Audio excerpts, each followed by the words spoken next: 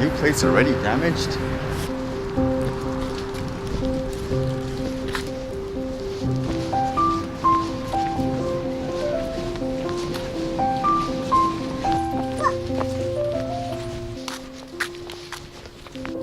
I was actually thinking of going to an event, but I just didn't have the time today. I was thinking maybe I could go tomorrow, but we'll see. But in terms of wacky things I read today, how about this one? Ticket for driver who went airborne in Richmond parking lot. RCMP says the driver was an 80-year-old woman.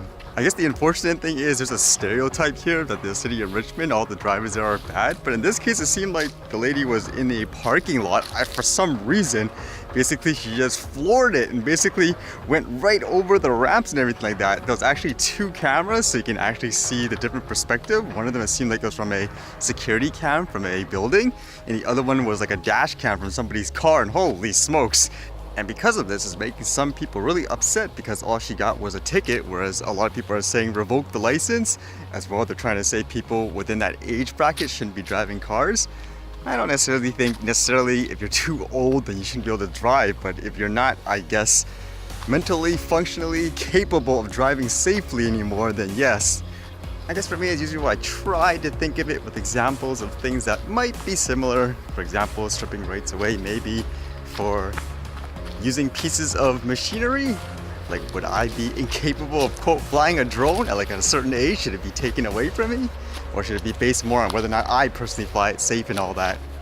I personally think it should just come down to individual competency. So basically, if one guy can't do it within that age bracket and so forth, then it should be that person specifically as opposed to everybody as a whole. Because it always sucks to have your, I guess, privileges taken away because of a few. Although that reminds me of this article I read today. It says hundreds violate FAA's no drone fly zone at balloon fiesta. I remember reading this one where there was apparently one company and one drone that was allowed to actually fly and document the event because there would be tons of hot air balloons around the place. So apparently a ton of drone flyers decided, hey, I'm gonna fly there anyways. And since the FAA says it's forbidden to fly a drone within 4 miles of Fiesta Park. And apparently they were using things like the DJI aeroscope to try to track people down. Although in those cases, I do wonder whether or not the people flying are actually knowledgeable that they can't fly there, or they just have the assumption that, hey, I'm doing it safely, I'm far away, so I'll just capture it. Because many times, there's still a lot of people that are completely oblivious to where they can and can't fly. Especially if they're using like DJI products, it's basically not thorough in terms of all those restrictions, because I believe it only stops you for things like airports and helipads and all that. I'm not sure of this area specifically, but again, I wouldn't be surprised if that's the case personally.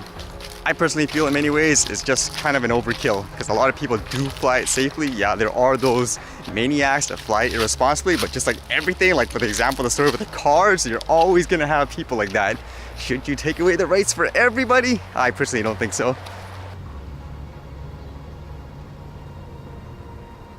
Actually, I always wonder what a track would look like.